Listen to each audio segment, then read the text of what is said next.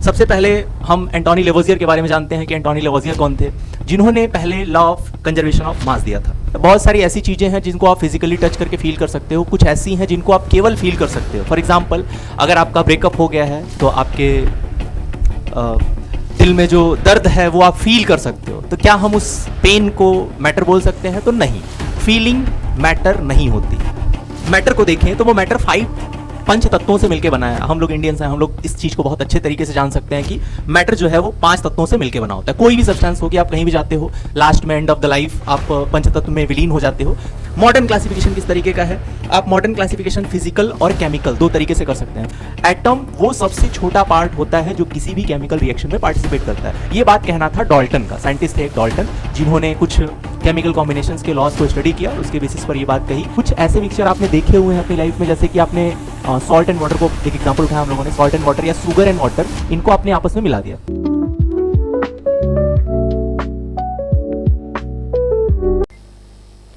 Hello बच्चों, कैसे हैं आप सभी लोग? होपफुली आप बहुत अच्छे होंगे। आज हम लोग क्लास 11th का पहला चैप्टर केमिस्ट्री का part 1 some basic concepts of chemistry, जो कि आपको आपके स्क्रीन पे दिख रहा होगा, ये चैप्टर जो है वो हम लोग स्टार्ट करने वाले हैं। तो पहले हम लोग इंट्रोडक्शन ऑफ केमिस्ट्री से स्टार्ट करेंगे कि केमिस्ट्री जानना क्यों था।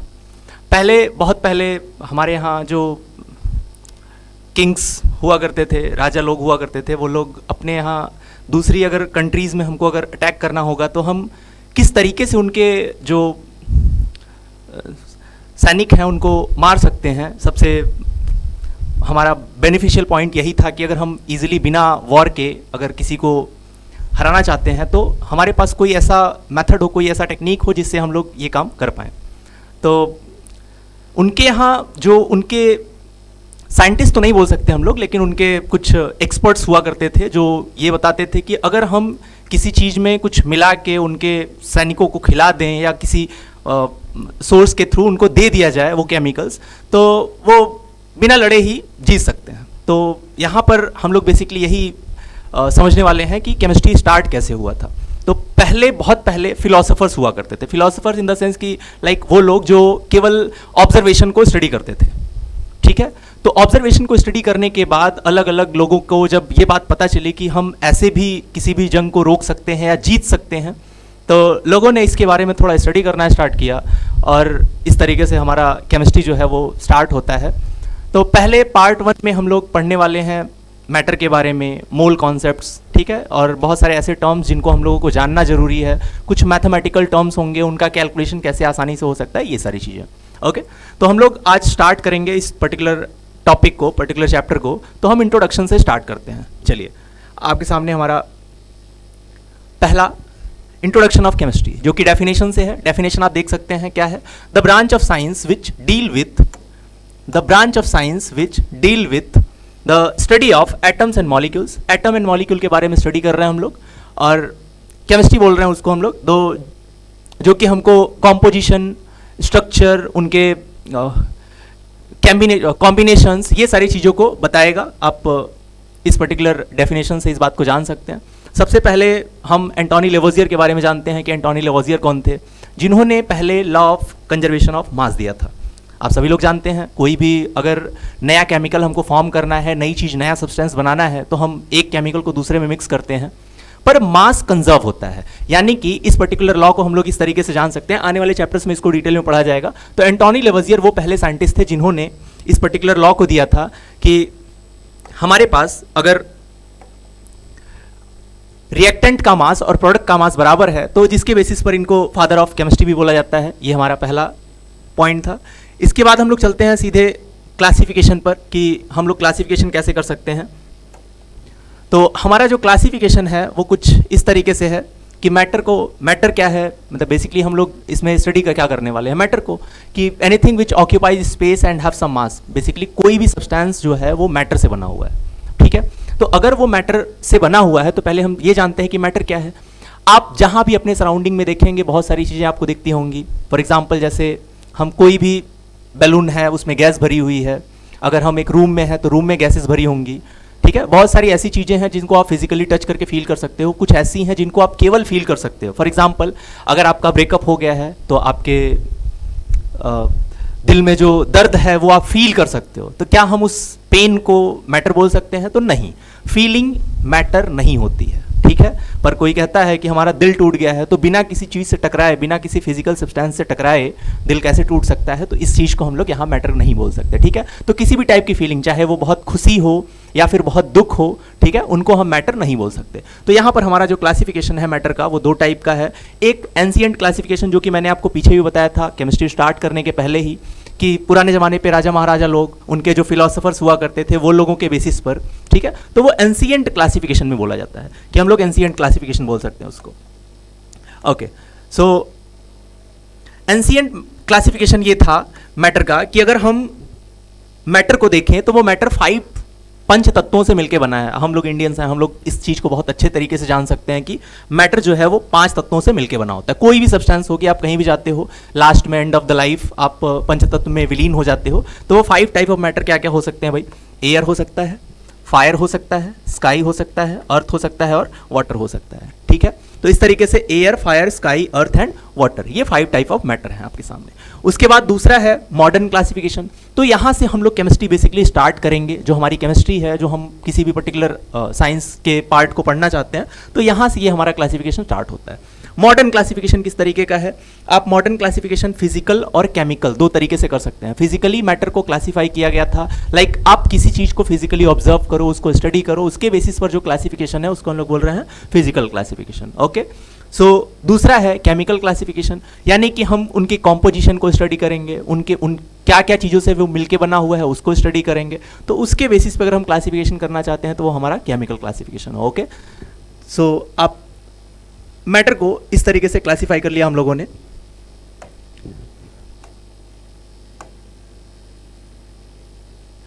फिजिकली जो फिजिकल क्लासिफिकेशन है मैटर का, वो हमारा 3 टाइप से है। हम मैटर को फिजिकली उनके प्रॉपर्टीज के बेसिस पर 3 टाइप से क्लासिफाई कर सकते हैं। एक क्लासिफिकेशन है हमारा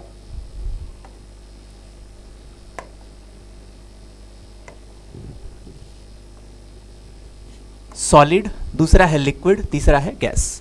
यानी प्रॉपर्टीज के बेसिस पर आप जानते हैं कोई भी ऐसा सब्सटेंस जिसमें इंटरमॉलिक्यूलर फोर्स ऑफ अट्रैक्शन ज़्यादा होगा, जो पार्टिकल एक दूसरे के एकदम क्लोज होंगे, आप उनको फिजिकली टच कर सकते हो। ऐसे स्पीसीज जैसे ये हमारा मार्कर हुआ, तो इस पर्टिकुलर चीज़ को हम टच कर सकते हैं, ठीक है। और दूसरा लिक्विड स्टेट, ऐसी जो जिनमें force of attraction in comparison to solid तो कम ही होगा, ठीक है। अगर गैस के कंपेरिजन में देखा जाए तो लिक्विड्स के केस में गैस जो है वो लिक्विड में force of attraction in comparison to gas ज़्यादा होता है। तो इसके बेसिस पर हम लोगों ने मैटर का क्लासिफिकेशन 3 टाइप से किया हुआ है। फिजिकल, केमिकल, फिजिकली जो मैटर है वो सॉलिड, लिक्विड और गैस होता है, ठीक है। इसके बाद हमारा जो दूसरा क्लासिफिकेशन है वो है केमिकल क्लासिफिकेशन। केमिकली मैटर को 2 टाइप से क्लासिफाई किया है हम लोगों ने, प्योर और इम्प्योर। प्योर फॉर्म लाइक वो पर्टिकुलर सब्सटेंस जिनमें कोई और स्पीसीज मिलाई नहीं जा सकती, यानी फिजिकली हम उनको सेपरेट करके अलग नहीं कर सकते, ठीक है। अगर हमको उनको अलग करना होगा तो हम उनको क्या करेंगे, हम उनको अलग तरीके से सेपरेट कर रहे होंगे। ओके, तो ये हमारा 2 क्लासिफिकेशन रहा। आप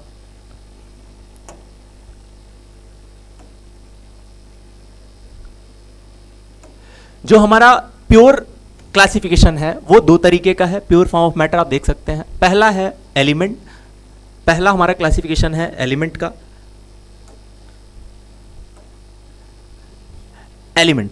एलिमेंट क्या होता है भाई? जो एक टाइप के एटम से मिलकर बना होगा। एटम बेसिकली आप एटम के बारे में जानते हो। एटम वो स्पीसीज है जो इलेक्ट्रॉन, प्रोटॉन, न्यूट्रॉन से मिलकर बनता है। किसी एक एटम को इलेक्ट्रिकली हम लोग न्यूट्रल जानते हैं कि वो न्यूट्रल होता है इलेक्ट्रिकली, उस पर किसी टाइप का कोई चार्ज नहीं होता, नंबर ऑफ इलेक्ट्रॉन और नंबर ऑफ प्रोटॉन्स बराबर होते हैं। तो अगर सेम काइंड ऑफ एटम से मिलकर कोई स्पीसीज बन रही है तो उसको हम लोग क्या बोलते हैं? एलिमेंट। ओके, दूसरा था आप कंपाउंड के बारे में जानते हो। हम पहले एलिमेंट को डिस्कस कर लेते हैं, उसके बाद फर्दर हम लोग कंपाउंड को डिस्कस करेंगे। It can not be disintegrated further into fine particles, मतलब आप फर्दर उनको डिवाइड नहीं कर सकते हो, उससे छोटे पार्टिकल्स में आप उनको ब्रेक नहीं कर सकते। एटम वो सबसे छोटा पार्ट होता है जो किसी भी केमिकल रिएक्शन में पार्टिसिपेट करता है। ये बात कहना था डॉल्टन का, साइंटिस्ट थे एक डॉल्टन, जिन्होंने कुछ केमिकल कॉम्बिनेशंस के लॉज को स्टडी किया और उसके बेसिस पर ये बात कही कि जो किसी भी केमिकल रिएक्शन में पार्टिसिपेट करने वाला सबसे छोटा फंडामेंटल पार्टिकल है, जिनको हम फर्दर काट के छोटा नहीं कर सकते, डिवाइड नहीं कर सकते उनको स्मॉल पार्टिकल्स में, वो पार्टिकल क्या बोला जाता है हमारे लिए? एटम। ठीक है, वो हमारा क्या होगा भाई, एटम। ओके, दूसरा अगला हमारा प्रॉपर्टी है एलिमेंट का कि it shows same properties as the constituent particles. मतलब इनमें जितने भी कॉन्स्टिट्यूएंट पार्टिकल्स होंगे उनकी प्रॉपर्टीज सिमिलर होंगी। मतलब एक एटम जो एक एलिमेंट जो एटम से मिलकर बना हुआ है वो हर मैनर में सिमिलर होगा। एग्जाम्पल के लिए समझिएगा, एक वॉल, एक घर का दीवार अगर हमको खड़ा करना है, वो जो दीवार होगी उसमें ब्रिक्स लगे होंगे छोटे छोटे, वो ब्रिक्स हर मैनर में सिमिलर होने चाहिए। अब कोई कहेगा कि सर हमारे घर में तो ब्रिक्स लगी हुई है, वो अलग अलग कंपनी की लगी हुई है। एक दीवार है जो अलग कंपनी की ब्रिक्स से बनी हुई है, दूसरी वॉल है जो वो अलग कंपनी की ब्रिक्स से बनी हुई है। तो ऐसा नहीं होता है, ठीक है। हमारे लिए जो एटम होगा, मतलब उस टाइम पे ऐसा सोचा जा रहा था, अभी बहुत सारी चीज़ें चेंज हुई हैं, आप आने वाले चैप्टर्स में इन सब चीज़ों को और डिटेल में पढ़ोगे। बट अभी के लिए केवल इतना हम लोग जानते हैं कि अकॉर्डिंग टू साइंटिस्ट कि एलिमेंट क्या होता है, एक टाइप के एटम से मिलकर बनता है और उनको हम फर्दर छोटे पार्टिकल्स में डिवाइड नहीं कर सकते हैं। तीसरा प्रॉपर्टी था it shows same properties as the constituent particles. मतलब जो भी एलिमेंट होगा उनमें जितने भी पार्टिकल्स होंगे वो हर मैनर में सिमिलर होंगे, एक जैसे होंगे। उनका मास, उनका केमिकल रिएक्शन, उनकी प्रॉपर्टीज, ये सारी हर मैनर में क्या होंगी, सिमिलर होंगी। ओके, एग्जाम्पल के लिए आपके सामने कुछ एग्जाम्पल्स लिखे हुए हैं, जैसे हाइड्रोजन हो गया ना, ऑक्सीजन हो गया, ठीक है, सोडियम हो गया, पोटेशियम हो गया, बहुत सारे एलिमेंट आप जानते हो। 118 एलिमेंट के लिए आप पेरियोडिक टेबल भी पढ़ते हो, जानते हो इसके बारे में कि टोटल 118 एलिमेंट जो है वो उनके लिए हम लोग पेरियोडिक टेबल बनाए हुए हैं। अब इससे ज़्यादा नए एलिमेंट आएंगे तो उनको हम लोग फर्दर नए पेरियोडिक टेबल में पढ़ेंगे, स्टडी करेंगे। वही दूसरी तरफ हमारे सामने लिखा हुआ है कंपाउंड का डेफिनेशन। कंपाउंड क्या होता है भाई, it made up of molecules. मतलब कोई स्पीसीज, कोई फ्री एलिमेंट्स आपस में केमिकली कंबाइन कर जाए, ठीक है। जैसे यहां पर लिखा हुआ था, हमने अगर एलिमेंट को केमिकली कंबाइन कर दिया, ना कि फिजिकली। मतलब फिजिकली का मतलब ये है कि अगर आप फिजिकल सेपरेशन कर सकते हो, अपने हाइड्रोजन ऑक्सीजन को मिलाया, एक रूम में भर दिया, ठीक है, उनको अच्छे से बॉटल में सेक किया, फिर बॉटल को ओपन कर दिया। अब जैसे ही बॉटल आप ओपन करते हो, गैसेज अलग अलग हो गई। तो इस तरीके से जो कॉम्पोजिशन बनाया जाएगा वो फिजिकल क्लासिफिकेशन, फिजिकल एक तरीके से होगा ना, कि आप उसको फिजिकली सेपरेट कर पा रहे हो। बट वही अगर आपने ऑक्सीजन और वाटर को मिलाया, इलेक्ट्रिकली उसको मिक्स कर दिया ना, केमिकली उसको मिक्स कर दिया और वाटर फॉर्म हो गया है।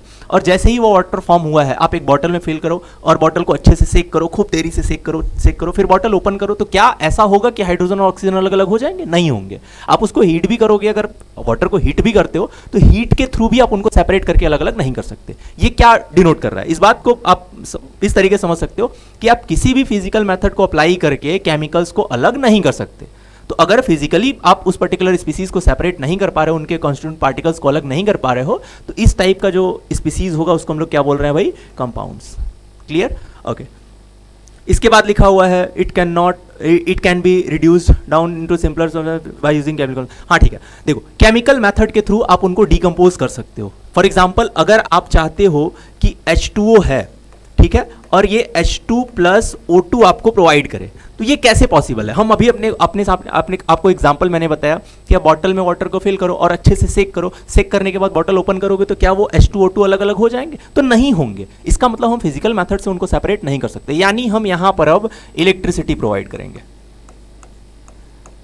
ठीक है। अगर आप इसमें इलेक्ट्रिसिटी प्रोवाइड करोगे तो ये पर्टिकुलर स्पीसीज H2 और O2 में ब्रेक हो जाएगा, ठीक है। तीसरा है प्रॉपर्टी, आपके सामने लिखा हुआ कि its properties are totally different from its constituents. मतलब जिन चीज़ों से ये मिलके बना हुआ है, इसकी प्रॉपर्टी इंटायरली डिफरेंट हो जाएंगी, बदल जाएंगी पहले से प्रॉपर्टी, है ना। आप केमिकल और फिजिकल चेंज भी जानते हैं, उन केमिकल और फिजिकल चेंज के बेसिस पर भी ये बात कह सकते हो। जैसे हमने बताया कि अगर ऑक्सीजन और हाइड्रोजन को मिलाया तो ये दोनों तो गैसेस थी, लेकिन जैसे ही आपने मिलाया क्या बन गया? वाटर। अब जैसे ही आपने वाटर बोला तो वाटर का स्टेट तो बदल गया ना, उसकी प्रॉपर्टी बदल गई। क्या हम ऑक्सीजन और हाइड्रोजन पी लेते तो हमारा जो प्यास है वो बुझ जाता? ऐसा तो है नहीं, ठीक है। तो इस तरीके से हम लोग बोल सकते हैं कि ऑक्सीजन और हाइड्रोजन को मिक्स किया, वाटर बना है, इसका स्टेट अलग है, इसकी प्रॉपर्टीज अलग होंगी, इनके पास जो केमिकल कॉम्पोजिशन होंगे वो सारी चीजें अलग होंगी, ठीक है। तो इसके बेसिस पर यही बात कही जा रही है कि properties are totally different from constituents. मतलब जिनसे मिलकर ये बने हुए हैं उनसे इनकी प्रॉपर्टीज अलग हो जाती हैं। इसके कुछ एग्जाम्पल्स लिखे हुए आपके सामने, वाटर लिखा हुआ है, ठीक है, वही सेम एग्जांपल आपके सामने लिखा हुआ है। बेसिकली ऐसा नहीं है, सोडियम क्लोराइड है, आपके सामने सॉल्ट है, ठीक है, बहुत सारे कंपाउंड्स हो सकते हैं, कोई एसिड हो सकता है, कोई बेस हो सकता है। तो इसके बेसिस पर हम लोगों ने क्लासिफिकेशन पढ़ लिया कि एलिमेंट और compound, pure form of matter दो तरीके के हैं, एलिमेंट और कंपाउंड, उनका क्लासिफिकेशन इस तरीके से आपके सामने। नेक्स्ट,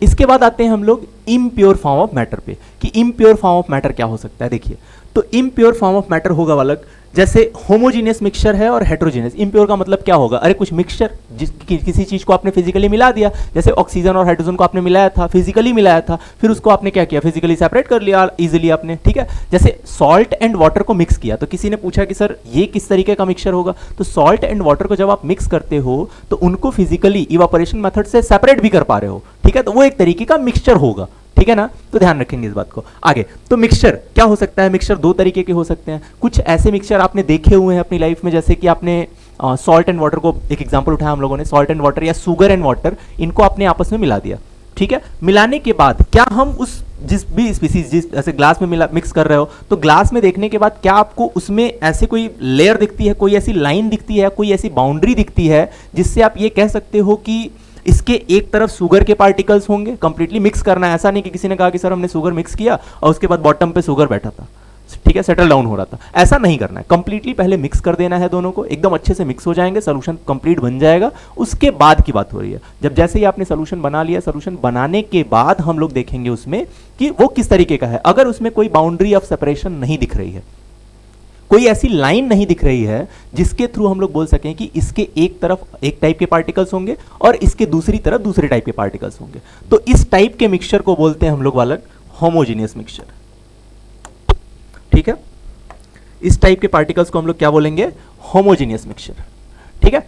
होमोजेनियस मिक्सचर क्या होंगे भाई, जिनमें जो दो कंपोनेंट जिनको आप मिक्स कर रहे हो वो यूनिफॉर्मली मिक्स होने चाहिए, कोई ऐसी बाउंड्री नहीं होनी चाहिए जिसके आप सेपरेट कर पाओ, उससे आप सेपरेट। जैसे ऑयल एंड वाटर को आप मिक्स करते हो ना, तो जैसे ही आप ऑयल एंड वाटर को मिक्स करते हो क्या देखते हो, अगर ऑयल की डेंसिटी, ऑयल देखोगे तो ऑयल सरफेस पे आ जाता है, वाटर से ऑयल जो है वो सरफेस पर आ जाता है। बेसिकली ये क्या डिनोट कर रहा है, वो इस बात को डिनोट कर रहा है मतलब कि अगर किसी कंपोनेंट का अमाउंट ज्यादा ले लिया जाए, किसी कंपोनेंट का अमाउंट कम ले लिया जाए, तो जो अपर सरफेस पर होगा उसको बोलते हैं उसकी डेंसिटी कम है, और जो लोअर सरफेस पर होगा उसकी डेंसिटी ज्यादा रही होगी। तो मतलब बेसिकली हमने बताया कि आप जब इनको दोनों को मिक्स करो तो एक आपको लेयर दिखेगी, एक बाउंड्री दिखेगी जिसके थ्रू आप सेपरेट कर सकते हो दोनों को। ओके, दूसरा आपके सामने लिखा हुआ है, it can they can not have physically distinct part, मतलब फिजिकली आप देख के, वही सेम चीज कि फिजिकली आप उनको देख के नहीं बता सकते कि इसके एक तरफ एक टाइप के कंपोनेंट्स हैं और इसके दूसरी तरफ दूसरे टाइप के कंपोनेंट्स हैं। ओके, अगला है the constituent cannot be easily seen, मतलब उनके जो कॉन्स्टिट्यूएंट पार्टिकल्स हैं उनको आप नेकेड आइज से नहीं देख सकते। बेसिकली होमोजीनियस मिक्सचर होगा तो उनको नेकेड आइज से नहीं देख सकते। ये कुछ ऐसे भी देख सकते हो आप कि आपने देखा होगा आजकल इंस्टाग्राम पे एक बहुत ही अच्छा ट्रेंड जो है वो फेमस हो रहा है कि आपने कुछ मिक्स किया ना और उसके बाद नीचे से टॉर्च जलाया तो वो कलर जो है वो दिख रहे हैं अपने को, पार्टिकल्स दिख रहे हैं बेसिकली ना, अलग अलग कलर्स दिख रहे हैं। अगर उन कलर्स पे, टर्मरिक वाला एग्जांपल से आप कर सकते हो इसको कि एक ग्लास लेना है, ठीक है, और उसमें आप टॉर्च ऑन करो और ऊपर से टर्मरिक के कुछ पार्टिकल्स गिराओ तो वो पार्टिकल जो है वो ईजिली डिजॉल्व भी हो रहे हैं और एट द सेम टाइम वो आपको दिखते भी हैं, ठीक है, स्लो मोशन में। तो आप इसको एग्जाम्पल में समझ सकते हो। वो सेम, इसके बाद थर्ड प्रॉपर्टी यही है कि the constituents can not be easily separated, मतलब आप उनके कॉन्स्टिट्यूएंट को इजीली सेपरेट नहीं कर सकते। मतलब फिल्टर पेपर से आप सेपरेट करना चाहोगे, फिर फिल्टर पेपर से हम अगर सेपरेट करना चाहें शुगर एंड वाटर को मिक्स कर दिया हमने, उसके बाद फिल्टर पेपर लगा के उनको सेपरेट करना चाहेंगे, ठीक है, तो आप उसको सेपरेट इस तरीके से नहीं कर सकते हैं, ठीक है, वही बात लिखी हुई है। या हेट्रोजीनियस मिक्सचर में वही सेम कंडीशन होगी आपके सामने कि अगर मिक्सचर जो है उसमें दो अलग अलग डिफरेंट कंपोनेंट्स होंगे और वो यूनिफॉर्मली मिक्स्ड नहीं होंगे, उनमें एक बाउंड्री होगी, एक ऐसी बाउंड्री, एक ऐसी लाइन होगी जिससे आप कह सकते हो कि इसके इस एक सोल्यूशन बनाया आपने, ठीक है।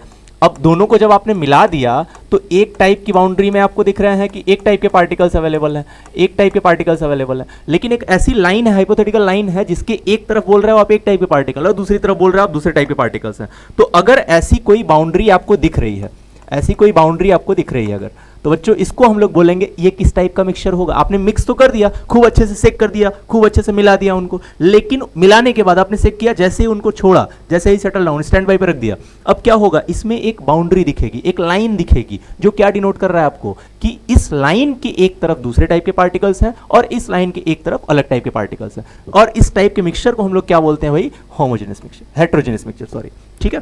तो हेट्रोजेनियस मिक्सचर के ये प्रॉपर्टी होगा। दूसरा क्या लिखा हुआ है, they have physically distinct part, मतलब दे फिजिकली आप उनको सेपरेट कर सकते हो, इजीली अलग अलग आपको दिख जाएंगे, अपने कड़ाई से देख भी सकते हो। ये कुछ ऐसा सा एग्जांपल हो गया कि एक रूम में ढेर सारे डस्ट के पार्टिकल्स अवेलेबल हैं और उसके बाद आपने फैन वैन चला दिया, अब डस्ट के पार्टिकल तो एयर में इजीली आपको अलग अलग जगह पे दिख रहे होंगे, ठीक है। पार्टिकल्स जो है वो कंप्लीटली मिक्स तो नहीं हो रहा है, आपको दिख रहा है, पर आपने रूम को अच्छे से क्लोज किया, फैन वगैरह बंद करके आप चले गए बाहर। उसके बाद जब वापस आप अगले दिन आओगे तो आप क्या देखते हो, डस्ट पार्टिकल नीचे सेटल डाउन हो जाते हैं। तो इस टाइप के मिक्सचर को भी हम लोग क्या बोलते हैं, हेट्रोजेनियस मिक्सचर, ठीक है। तो इसको और डिटेल में हम लोग पढ़ेंगे जब आप सोल्यूशन पढ़ेंगे वहां पर, कि हेट्रोजेनियस मिक्सचर में सोल्यूशन होते हैं, सोल्यूशन के कुछ टाइप्स होते हैं, ट्रू सोल्यूशन, कोलाइडल सोल्यूशन और ना सस्पेंशन। तो वो सस्पेंशन के कुछ पार्टिकल हैं, आप सस्पेंडेड है पार्टिकल्स, आप उनको सेटल डाउन पे छोड़ दो कुछ देर के लिए तो वो सेटल डाउन हो जाते हैं, ठीक है। तो इस तरीके से, तो ये कुछ प्रॉपर्टीज थी, कुछ इंट्रोडक्शन था इस पर्टिकुलर चैप्टर में, आपको क्या क्या चीज़ें जाननी है उसके बारे में कहानी थी। तो इस चैप्टर को हम लोग स्टार्ट कर रहे हैं, थोड़ा इनिशिएट कर रहे हैं, तो आपका सपोर्ट चाहिए हमें, ठीक है। आप सपोर्ट करिए हमें, आप हमारे साथ जुड़िए, हम आपको और अच्छे कंटेंट्स जो है वो प्रोवाइड करेंगे, आपको नोट्स भी प्रोवाइड करेंगे इस तरीके से, ठीक है। तो बाकी हम लोग नेक्स्ट टॉपिक को जल्दी स्टार्ट करेंगे इसी पर्टिकुलर सीरीज़ में। तो तब तक के लिए जय हिंद।